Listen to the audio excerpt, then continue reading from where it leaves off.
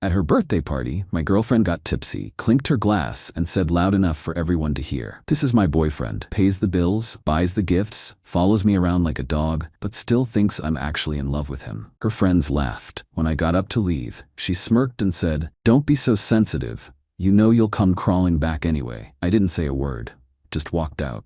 This morning, her mom showed up at my door, begging me to call her back. Throwaway for obvious reasons. Those who know me would recognize this story in a heartbeat. Some men learn about betrayal slowly. A text message here, lipstick on a collar there. The lucky ones never learn at all. Me? I got a public announcement with witnesses. Primetime television couldn't have scripted it better. I'm 38, been with Jennifer, 34, for 3 years. I'm a professional chef with my own restaurant that's finally turning a profit after years of 80-hour weeks and pouring every penny I had into it. Nothing fancy, just solid food in a neighborhood spot that now has regulars and weekend reservations booked a month out. I work hard, come home with burns on my arms and smelling like the kitchen, and sleep like the dead. Simple life, and I liked it that way. Jennifer is an architect at a prestigious firm, always dressed impeccably, perfect nails, the kind of woman who turns heads when she walks into a room. When we first met at my buddy's wedding, I couldn't believe she gave me the time of day. 3 dates in, I was hooked. 3 months in, she had a key to my place. Looking back, red flags were flapping like they were caught in a hurricane, but I was too blinded by what I thought was love to notice. We never officially moved in together. She kept her apartment while spending most nights at my house. She always said she needed her own space for when she had to work late or needed me time. I respected that, even though I was paying for both places. Her birthday was last Saturday. I'd spent weeks planning it. Booked the private room at Vincenzo's, her favorite Italian place, not mine. I could have hosted at my restaurant, but she always complained about mixing business with pleasure. I invited 20 of her closest friends, arranged for a custom cake with that fancy gold leaf shit she likes. Dropped $3,000 easy, but hey, that's what you do for someone you love, right? The dinner was going well. Good food, plenty of wine flowing, everyone laughing. Jennifer had been knocking back Aperol spritzes since we arrived. Not sloppy drunk, but definitely looser than usual. She was sitting at the head of the table, me to her right. Her work friends Megan and Taylor were there. A couple guys from her yoga class, her sister Qley, some college buddies. Then came time for toasts. Her best friend Jade went first, telling some story about their college spring break. I went next, kept it simple, told her I loved her and was looking forward to many more birthdays together. People clinked glasses, sipped their wine. That's when Jennifer stood up, glass in hand. I thought she was going to thank everyone for coming.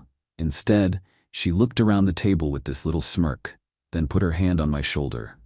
"This is my boyfriend, Reed," she announced, squeezing my shoulder a little too hard. "He pays the bills, buys the gifts, follows me around like a dog." She paused for effect, scanning the room, "and still thinks I'm actually in love with him." The table went quiet for about 2 seconds. Then her friends, her fucking friends, started laughing. Not everyone. Her sister looked mortified, but enough people laughed that it felt like the room was closing in on me. I must have had a look on my face because Jennifer rolled her eyes. "Oh my God, it's a joke," she said, but there was no warmth in it. I set my napkin on the table and stood up. Didn't say a word, just grabbed my jacket from the back of the chair. "Where are you going?" she asked, annoyed, like I was ruining her night. "Home," I said quietly. Didn't want to cause a scene, just needed to get out of there before I said something I'd regret. That's when she hit me with it, loud enough for the entire table to hear. "Don't be so sensitive, you know you'll come crawling back anyway." She said it with such certainty, such dismissiveness, like it was established fact. Like I was some trained pet who'd always return no matter how badly I was treated. I didn't say a word, just walked out, drove home in silence. No radio, no calls, just the sound of tires on asphalt and my own thoughts spinning like a hurricane. What the hell had just happened? More importantly, why wasn't I more surprised? When I got home to my house, not huge but mine, with a decent backyard and the deck I built last summer, I poured myself 2 fingers of bourbon and sat outside. 3 years of memories suddenly looked different in retrospect. The constant comments about how my hands were rough, how I always smelled like food, how she could never take me to meet certain friends because I wouldn't get their conversations. The way she'd roll her eyes when I talked about the restaurant. The jokes about finding someone more sophisticated. The mysterious late nights at the office. I wasn't an idiot. I knew she loved the lifestyle my growing success provided more than she loved me. But I guess I thought that would evolve into something real over time. What a fucking joke. My phone blew up for a while. Texts from Jennifer ranging from angry, way to ruin my birthday, to defensive, it was just a joke, to pleading, baby please come back. I silenced the notifications, but didn't block her number. Wanted to keep a record of everything in case things escalated. Sunday morning, I woke up with clarity I hadn't felt in years. I gathered everything of Jennifer's in my house. Clothes, makeup, jewelry, the stupid exercise bike she bought and used twice, and packed it all neatly in boxes. Took me about 3 hours. I placed her key on top of one box and loaded everything into my truck. I drove to her apartment. She'd given me a key when we started dating, and I still used it occasionally to drop things off or wait for her when she was running late. I let myself in and stacked all the boxes in her living room. Then I wrote a short note. Consider this me not crawling back. Your rent is paid through the end of the month. After that, you're on your own. Left my key on top of the note and walked out. By Sunday afternoon, my phone was blowing up again. Jennifer must have gone home and found the boxes. I knew because she texted me a photo of them stacked in her living room with the caption, "Really? This is how you're handling things?" The text turned frantic. Calls every 5 minutes. I didn't answer. Instead, I called my lawyer, explained the situation, and asked him to draft something officially ending any financial obligations I had toward her. Called my bank and removed her as an authorized user on my credit card. Changed the passwords on all my streaming services. I'll admit Sunday night was rough. I've built my life around being a reliable guy. The one who shows up, who follows through. Walking away from a 3-year relationship, even a deeply flawed one, felt like failure. But every time I wavered, I heard her voice in my head. You know you'll come crawling back anyway. Like hell I would. Monday morning, I went to work as usual. Buried myself in prep work, menu planning, staff scheduling. Told my sous chef Marcus what had happened. He nodded, said, "She never deserved you, boss," and that was that. No drama, no pity party, just understanding and moving forward. This is why I prefer the company of people who work in kitchens.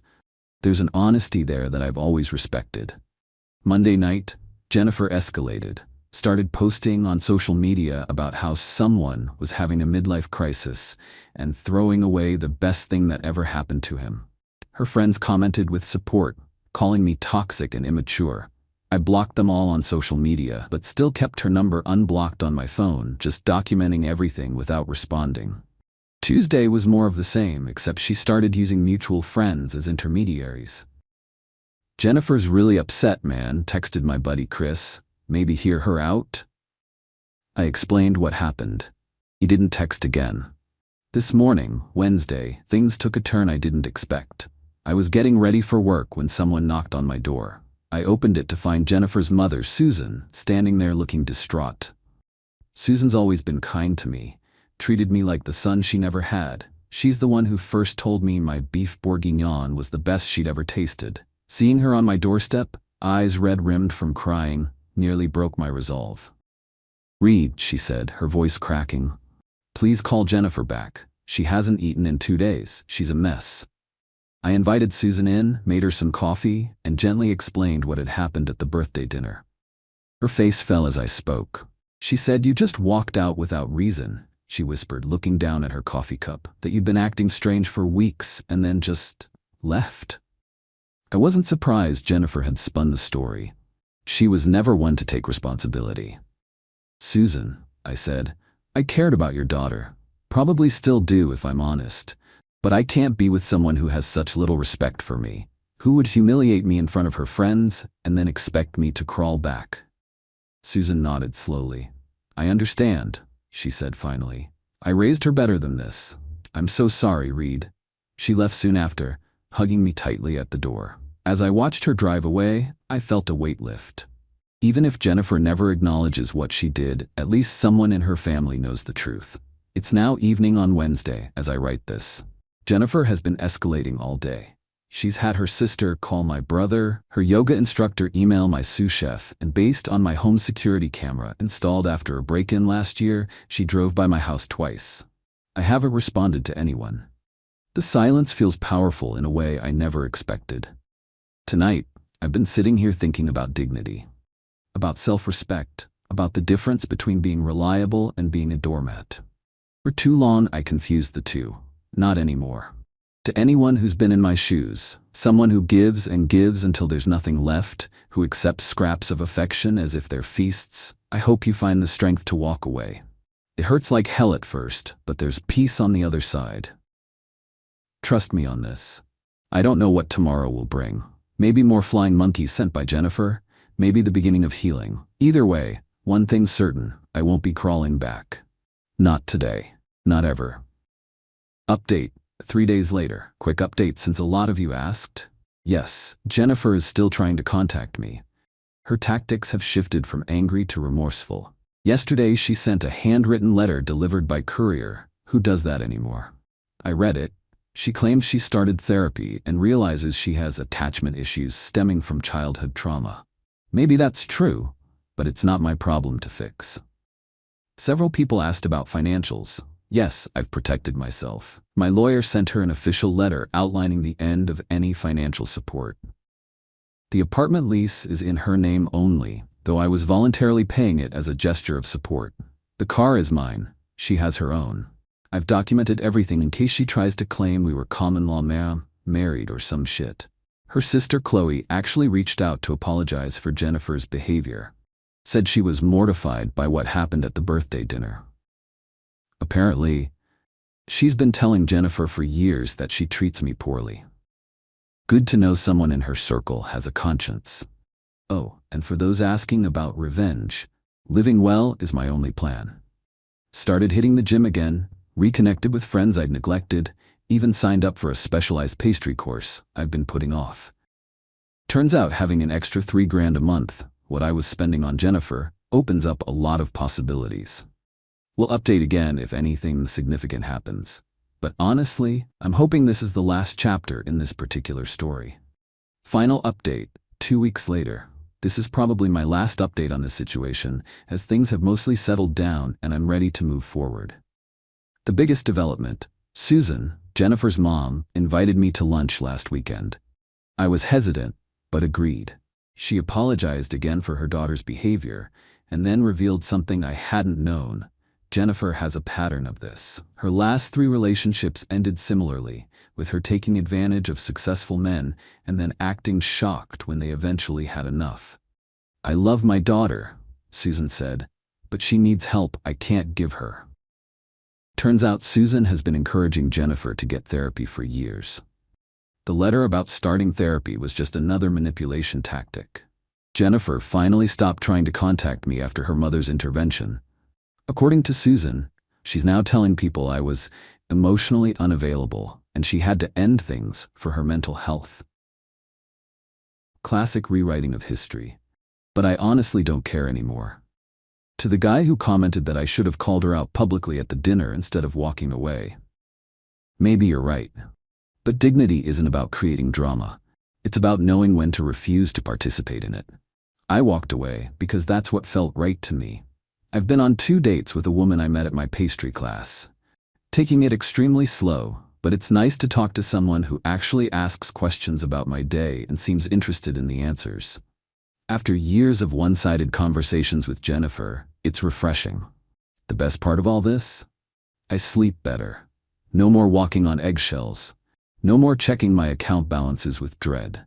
No more pretending to be someone I'm not to please someone who was never pleased.